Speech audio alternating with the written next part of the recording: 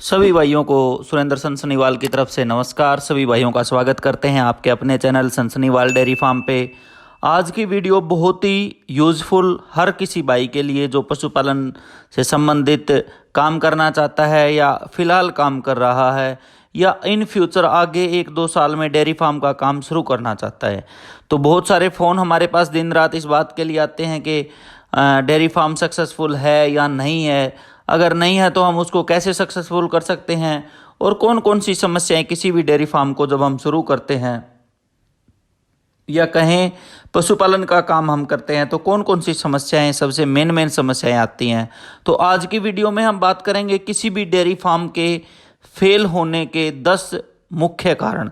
तो काफ़ी सालों से डेयरी फार्म के इस लाइन में हैं, तो जो मेन जो पॉइंट हमें लगते हैं, जो हमारे डेली के रूटीन में जो बातें हम देखते हैं समझते हैं और बहुत सारे भाइयों से दिन रात मिलना जुलना भी होता है, तो मेन मैं आपको एक एक करके 10 पॉइंट बताऊंगा कि जिनसे एक डेयरी फार्म जो है असफल होता है, सक्सेसफुल नहीं हो पाता, वो फेल हो जाता है। तो आप इन बिंदुओं के ऊपर ध्यान करके अगर काम करेंगे तो शायद कोई भी डेयरी फार्म वाला कभी जो असफलता है वो असफल नहीं होगा अपने काम में और वो सक्सेसफुल हो जाएगा। तो डेयरी फार्म के फेल होने के मेन कारण, सबसे पहला जो हम 1 नंबर पे जिस बात को रखेंगे, जिस पॉइंट को रखेंगे, वो है दूध का रेट। किसी भी डेयरी फार्म वाले को दूध का रेट बहुत ही कम मिलता है तो वो डेयरी फार्म वाला, मैं कहूँगा, एक किस्म से फेल होने के चांसेस बहुत ज़्यादा हैं, क्योंकि डेयरी फार्म पे सबसे मेन जो सोर्स ऑफ इनकम होता है वो होता है दूध बेचना। अगर उसका दूध सही रेट में नहीं बिकेगा तो वो सक्सेसफुल नहीं हो सकता है। बहुत सारे भाई इस लाइन में आ जाते हैं और आने के बाद सोचते हैं कि दूध को हम कैसे महंगे रेट में बेचें, लेकिन ये एक किस्म से मैं कहूँगा 2 तरह के काम हो जाते हैं। पशुपालन का जो काम है वो करने वाला शायद मार्केटिंग का काम नहीं कर पाता, अपने दूध को अच्छे रेट में नहीं बेच पाता, उसको या तो फैट वाली मशीनों पे डेयरियों में देना पड़ता है या किसी दूध वाले को, दूधिए को देना पड़ता है, तो वो वहाँ उसको पूरा रेट नहीं मिलता और वो असफल एक किस्म से मैं कहूँगा किसान हो जाता है। जब तक आप डायरेक्ट कस्टमर तक नहीं पहुँचेंगे, ज़्यादा से ज़्यादा दूध का रेट आप नहीं लेंगे, तब तक कोई भी डेयरी फार्म वाला सक्सेसफुल नहीं है। तो सबसे पहला जो पॉइंट हमने रखा, दूध का रेट। उसके बाद दूसरा जो सबसे मेन पॉइंट मैं इस डेयरी फार्म में फेल होने का मानता हूँ, वो पशुओं का गलत चुनाव। जो पशु हम खरीदते हैं, चाहे वो गाय हो चाहे वो भैंस का फार्म हो, अगर हमें पशु अच्छे नहीं मिलते तो दूसरा सबसे बड़ा कारण ये होता है कि डेयरी फार्म में वो पशु अगर अच्छे नहीं आए, दूध ज़्यादा नहीं देने वाले हैं या कहीं पूरे साल में दूध कम देने वाले हैं, तो एक डेयरी फार्म के फेल होने के चांसेस बहुत ज़्यादा हैं। तो जो भाई डेयरी फार्म शुरू करना चाहते हैं, पशुओं का सिलेक्शन, जो दूसरा पॉइंट हमने बताया, बहुत ज़रूरी है। गलत सिलेक्शन अगर आपके फार्म पे हो जाता है पशुओं का, तो सबसे मुख्य कारण जो है फेल होने का डेयरी का, ये 2-3 जो मेन कारण है, ये सबसे मेन मैं कहूँगा एक किस्म से नींव है किसी भी डेयरी फार्म की कामयाबी की। तो पशुओं का सिलेक्शन करते समय आप ज़रूर ध्यान दीजिए, ये सबसे बड़ा पॉइंट एक किस्म से डेयरी फार्म के अनसक्सेसफुल होने का होता है। तीसरा सबसे मेन कारण होता है पशुओं में बांझपन आना।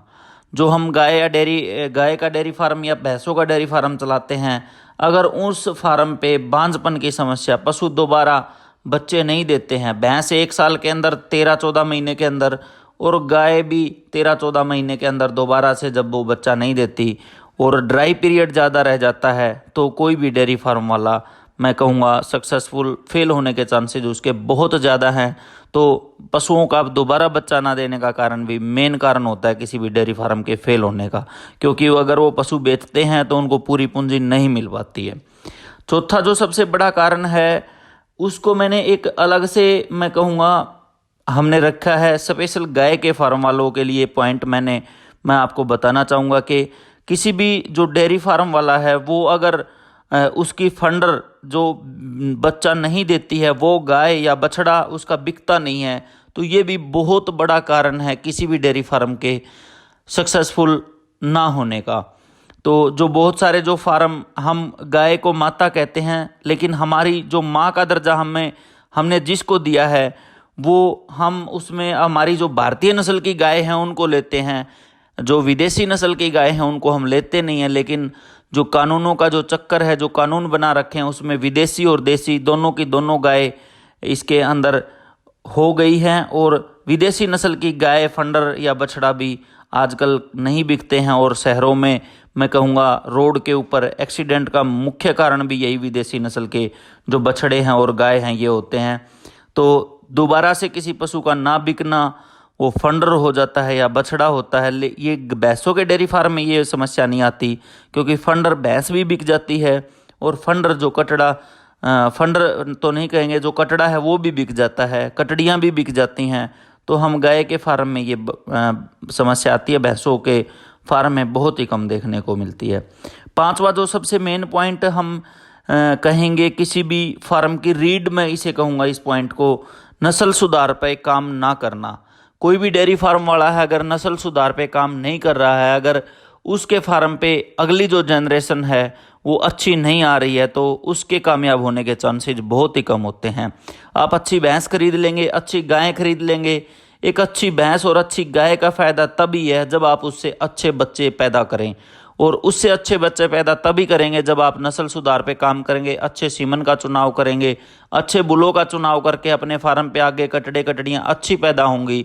तो मैं कहूँगा बहुत ही कामयाबी का एक मेन कारण ये हो सकता है किसी भी डेयरी फार्म पे। तो जो डेयरी फेल हो जाती हैं उनमें मेन कारण मैं इस बात को भी मानता हूँ कि वो नस्ल सुधार पे काम नहीं करते हैं।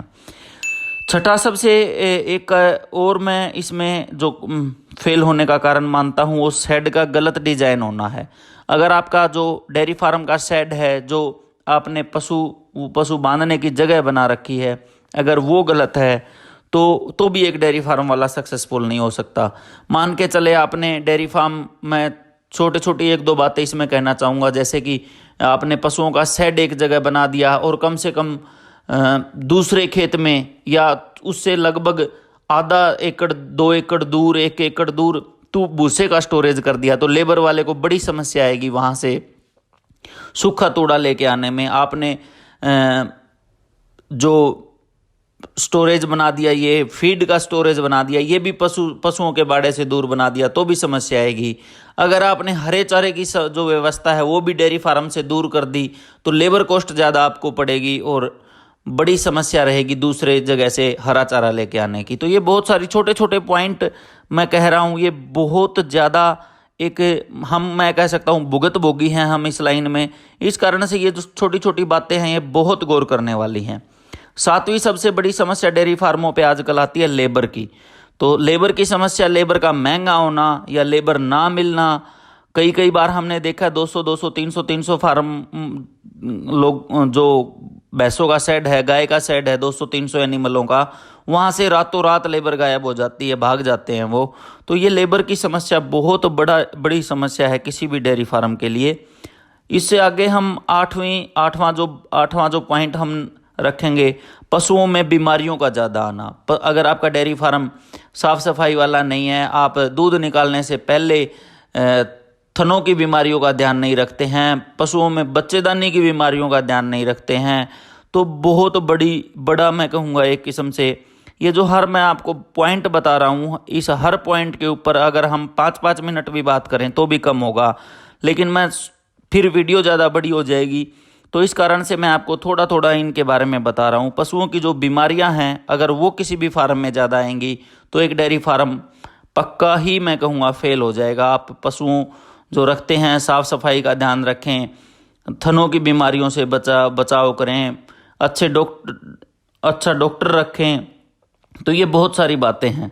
नौवां जो हमने अभी बात की, जो नौवां पॉइंट हम कहेंगे, डॉक्टर, अगर आपके फार्म के ऊपर कोई वेटनरी सर्जन या पशु चिकित्सक आता है, अगर वो अच्छी तरह से जानकार नहीं है पशुओं के मामले में, वो आपको मिसगाइड कर रहा है या उसको पूरी नॉलेज नहीं है, एक किस्म से हम कह सकते हैं बच्चेदानी में, जैसे कि हम 3 महीने का बच्चा चेक करवाते हैं किसी भी भैंस का, वो चेक अगर कर ही नहीं पा रहा है डॉक्टर तो बड़ी समस्या है। गलत आपको गाइड कर रहा है, बीमारियों की उसको समझ नहीं आ रही है। तो डॉक्टर का चुनाव भी एक डेयरी फार्म के लिए मैं कहूँगा, अगर गलत डॉक्टर का चुनाव कर लिया तो डेयरी फार्म बिल्कुल ही मैं मान के चलता हूँ वो अनसक्सेसफुल हो जाएगा, वो फेल हो जाएगा। क्योंकि बहुत बड़ा एक, मैं कहूँगा, एक डॉक्टर जो है किसी भी डेयरी फार्म पे, जो अच्छा डॉक्टर है, वो उसके कामयाबी का एक स्तंभ मैं उसे मान सकता हूँ। 10वां जो सबसे बात हम करेंगे, एक छोटा सा पॉइंट हम लिख रहे हैं इसमें, नकली सीमन का चुनाव या गलत कटड़े का चुनाव या गलत सांड का चुनाव अगर आपके फार्म पे हो जाता है तो ये भी एक बहुत बड़ी समस्या है। अगर आपके पास डुप्लीकेट सीमन आ रहा है या आपके पास बुल अच्छा नहीं है, किसी ने आपको 20 लीटर का 22 लीटर का कह के बेच दिया और वो निकलता है 14 लीटर वाली भैंस का, तो ये बहुत बड़ी समस्या है किसी भी डेयरी फार्म के लिए।